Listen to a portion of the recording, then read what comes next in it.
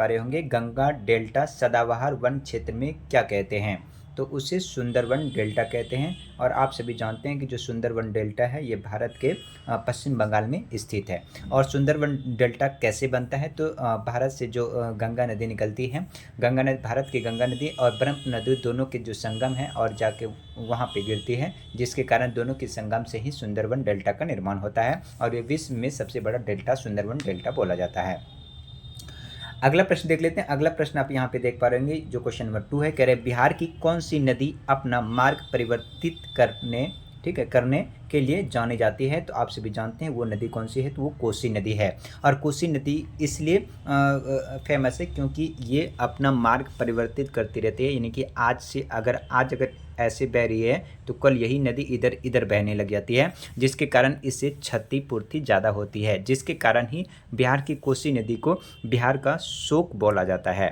चलिए अगला प्रश्न देख लेते हैं। अगला प्रश्न यहाँ पे तीसरा है, वृक्ष की जड़ों को मृदा से पानी कैसे मिलता है? ठीक है, तो यहाँ पे आंसर हो जाएगा कोशिका जल के कारण, कैपिलरी जल, यानी कोशिका जल के कारण इसे पेड़ के हर किसी भाग में पानी पहुँच जाता है। अगला यहाँ पे प्रश्न है, जो प्रश्न नंबर 4 है, विषुववृत्तीय व्यास ध्रुवीय व्यास से कितना अधिक है? तो वो हो जाएगा 43 किलोमीटर। कितना हो जाएगा? 43, कोई नहीं, 43 किलोमीटर। ठीक है, चलिए अगला प्रश्न देख लेते हैं। अगला प्रश्न है यहाँ पे हमारा जो ये है, कह रहा है कि किस रेखांश पर भारतीय मानक समय अपनाया जाता है? तो आप सभी जानते हैं कि भारत जो है ये कितना 82.5 डिग्री पूर्व, यानी किस रेखांश पर भारतीय मानक समय रेखा अपनाया जाता है? तो वो 82.5 यानी कि 82.5 डिग्री पूर्व। भारत में हरित, यहाँ पे देख सकते हैं, ये अगला प्रश्न है, भारत में हरित क्रांति का श्रेय किसे कहा जाता है? तो भारत में जो हरित क्रांति का श्रेय जाता है वो डॉक्टर यहाँ पे स्वामीनाथन को जाता है, भारत में हरी क्रांति। ठीक है, अगर विश्व में बोले तो वो डॉक्टर नॉर्मन बोरलॉग हो जाएगा, लेकिन अगर भारत का बोले तो डॉक्टर MS स्वामीनाथन हरित क्रांति का श्रेय जाता है। अगर आपसे ये पूछ लिया जाए कि हरित क्रांति भारत में कब शुरुआत हुआ, तो 1966 से 1969 के बीच में हरित क्रांति चली थी। अगर हम दूध की क्रांति बोले तो वो हो जाएगा दूध की क्रांति यहाँ पे हरित क्रांति MS स्वामीनाथन, और विश्व में पूछे तो डॉक्टर नॉर्मन बोरलॉग, और दूध के बोले तो क्या, दूध को बोले तो हो जाएगा डॉक्टर वर्गीज कुरियन। ठीक है, चलिए अगला प्रश्न देख लेते हैं। अगला प्रश्न आपकी स्क्रीन पे है, कह रहा है क्या कि भारत की सबसे अच्छी पर्वत श्रेणी कहते हैं, यानी कि भारत की सबसे ऊंची पर्वत श्रेणी को क्या कहते हैं? तो आपका जो यहाँ पे आंसर हो जाएगा वो K2 हो जाएगा। K2 को ही भारत का सबसे ऊंची चोटी कहा जाता है। लेकिन कई बार आप लोग कह देते हैं कि भारत की सबसे ऊंची चोटी जो माउंट एवरेस्ट है, लेकिन माउंट एवरेस्ट नहीं है, चूँकि माउंट एवरेस्ट भारत में स्थित नहीं है, वो नेपाल में स्थित है, इसलिए भारत की सबसे ऊँची चोटी K2 है। अगला प्रश्न अगर हम यहाँ पे बात करें तो भारतीय उपमहाद्वीप पूर्व में मूलतः एक भाग था, तो ये कौन सा भाग था? गोंडवाना का भाग था। कौन सा? गोंडवाना लैंड का यह एक भाग था।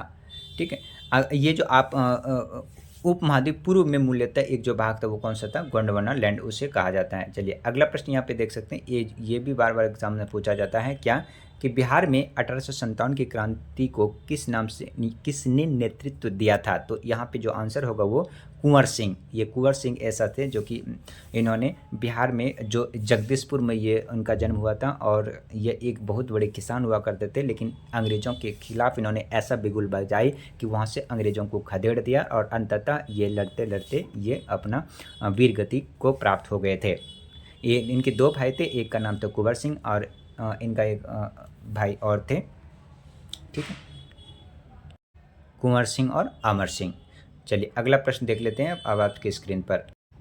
अगला प्रश्न है आपके यहाँ पे देखिए, कह रहे कि फोर्ब्स का हालिया रिपोर्ट के अनुसार, ठीक है, एनिया की सबसे, यानी तो दुनिया की सबसे मजबूत मुद्रा कौन सी है? तो ये हो जाएगा कौन सी? कुवैत दिनार।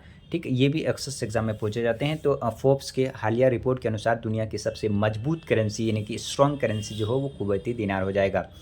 अगला प्रश्न है आपकी स्क्रीन पर, PM नरेंद्र मोदी ने, ठीक है, नरेंद्र मोदी ने 8 अमृत परियोजनाओं का शुरुआत महाराष्ट्र में किस शहर से की है? तो वो हो जाएगा सोलापुर। कहाँ से? सोलापुर।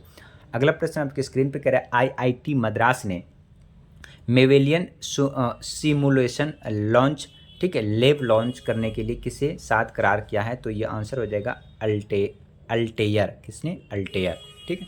अगला प्रश्न आपकी स्क्रीन पर है, इसका आप आंसर करेंगे। क्या है प्रश्न? कहता है कि अकादमी पुरस्कार 2024 में सर्वश्रेष्ठ अभिनेता का पुरस्कार किसने जीता है? तो आंसर हो जाएगा सिलियन मर्फी ने। सिलियन मर्फी ने। अगला प्रश्न आपकी स्क्रीन पे कह रहे हैं किसी हाल ही में वर्ष 2023 के लिए आईआईसी महिला T20I cricket of the year का चुना गया है? तो आंसर यहाँ पे जो हमारा हो जाएगा ये हो जाएगा हेले मैथ्यूज। कौन? हेले मैथ्यूज। अगला प्रश्न है मुंबई में संपन्न मिस वर्ल्ड 2024, ठीक है, मुंबई में संपन्न मिस वर्ल्ड 2024 का ताज किसे सिर साजा है? तो यहाँ पे आंसर हो जाएगा हमारा मिसेज जेपक्रिस्टिना पिस्कोवा को। ये वो सभी क्वेश्चंस हैं जो अक्सर एग्जाम में पूछे जाते हैं और बार बार पूछा जाता है, तो इस पॉइंट को ध्यान रखेंगे। अगला प्रश्न है आईपीएफ द्वारा क्लीन एनर्जी फोरम का आयोजन किस देश में किया है हाल ही में? तो आंसर हो जाएगा सिंगापुर में।